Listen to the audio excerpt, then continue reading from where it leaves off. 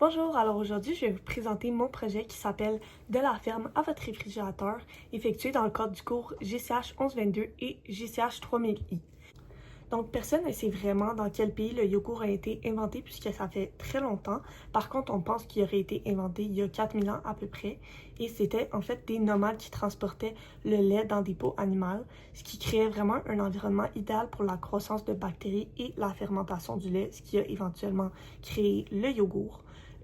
C'est un scientifique bulgare qui a été le premier à vraiment découvrir toutes les composantes du yogourt. Puis c'est cette recherche-là qui a inspiré un certain Eli Metchnikoff à faire une recherche puis à trouver un lien entre des Bulgares qui vivaient plus longtemps puis le fait qu'ils consommaient beaucoup de yogourt. Donc c'est cette croyance-là que le yogourt faisait vivre plus longtemps qui a poussé les Européens à plus intégrer cet aliment dans leur vie de tous les jours. Ça peut nous pousser à se demander comment la production de yogourt a évolué avec le temps et plus précisément comment le yogourt est produit aujourd'hui.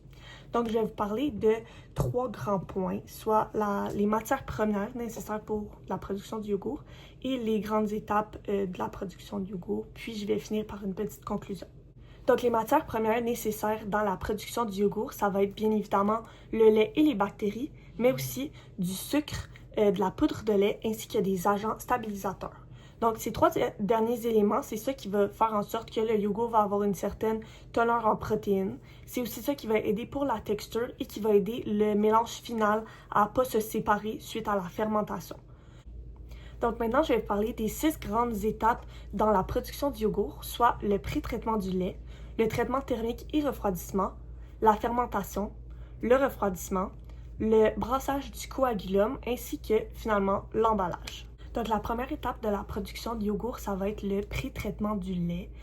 En fait, ça, c'est lorsqu'on va le recevoir par des camions réfrigérés, on va devoir premièrement le filtrer et le pomper pour éliminer tous les résidus solides qui pourraient être là. Ensuite, puisque la composition du lait change selon la saison, l'alimentation, le stade de lactation ou la race de l'animal, on va devoir faire une certaine standardisation de la composition pour que le yogourt final ait la même composition tout au long de l'année.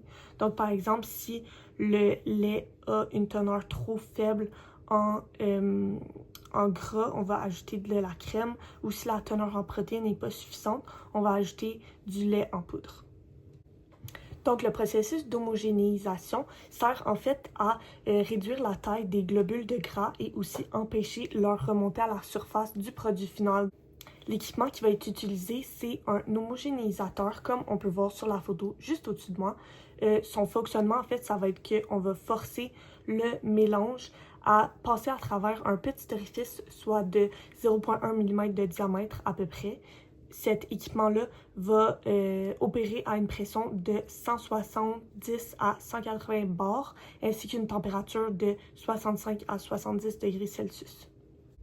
Donc, la prochaine étape dans la production, ça va être le traitement thermique et le refroidissement. Cette étape-là vise à réduire la charge microbienne, inactiver les peroxydases du lait et améliorer les propriétés physiques du yogourt. Cette étape-là correspond à une pasteurisation et c'est un traitement qui va être fait de manière continue. C'est un traitement qui dure à peu près 3 à 7 minutes et qui est fait à des températures entre 90 et 95 degrés.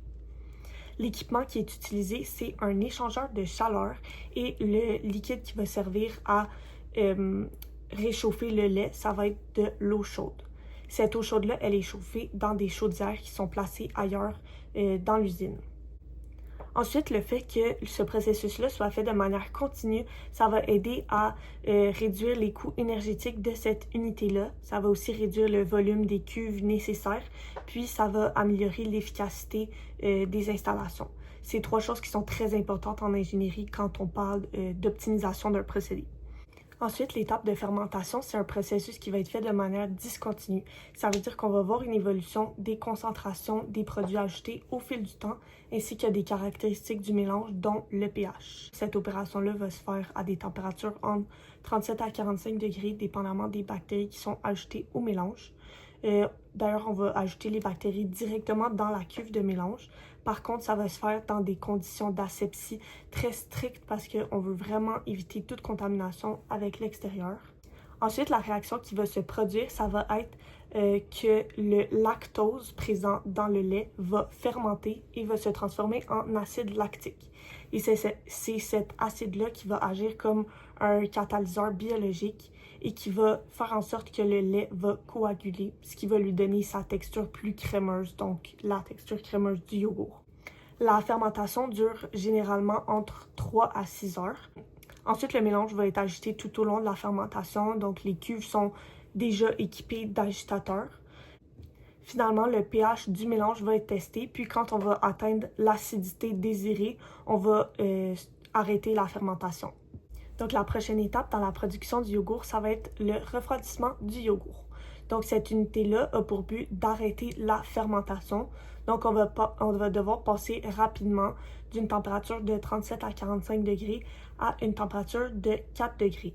Donc ça va servir à arrêter les activités métaboliques. Le refroidissement dure généralement de 30 à 60 minutes et ça va se faire dans un échangeur de chaleur qui est alimenté avec de l'eau froide. Donc, le fonctionnement de cette unité-là, ça va être que le yogourt chaud transfère sa chaleur à l'eau froide et ce qui va ainsi diminuer la température du yogourt. Donc, pour que cette unité-là soit plus efficace, souvent les compagnies vont décider d'avoir plusieurs échangeurs de chaleur placés en parallèle plutôt qu'un gros, puisque un seul gros équipement pourrait causer la perte de texture du yogourt. Donc, la 5e étape, ça va être l'étape du brassage du coagulum. Le coagulum, c'est comme une masse de matière qui se forme quand un liquide coagule. Cette étape-là va être faite par le pompage de notre mélange à travers un filtre ou une tête de lissage. Cette étape-là a pour but de lisser le yogourt et d'enlever tous les grains qui resteraient dans le mélange. Puis ça va aussi faire que le mélange va être plus brillant et plus ferme. Donc, la dernière étape dans la production du yogourt, ça va être l'emballage. Les emballages de nos jours varient quand même beaucoup. Il y en a dans des pots en plastique, des pots en verre, mais aussi des pots en papier qui sont éco-responsables, ce qui fait en sorte que les équipements sont très différents de chaque compagnie. Puis une fois qu'il va être étiqueté, les produits vont être conservés à une température entre 2 et 6 degrés. Puis les produits finaux, donc les yogourts, vont être livrés à l'épicerie, puis vous allez l'acheter, puis vous allez le mettre dans votre réfrigérateur. Donc, pour conclure, on a discuté des matières premières nécessaires à la production du yogourt, ainsi qu'aux 6 grandes étapes de cette production. L'ingénieur chimique est aussi très important dans un processus comme celui-ci, puisqu'il y a une multitude de paramètres à contrôler, comme la pression, la température ou le pH, pour obtenir un produit final qui est satisfaisant autant pour le consommateur que la compagnie, évidemment. Ce projet m'a permis d'en apprendre plus sur le rôle de l'ingénieur chimique dans le domaine alimentaire, par exemple. Donc, j'espère que vous en avez appris davantage sur la production du yogourt et que ce sujet vous a intéressé autant que moi.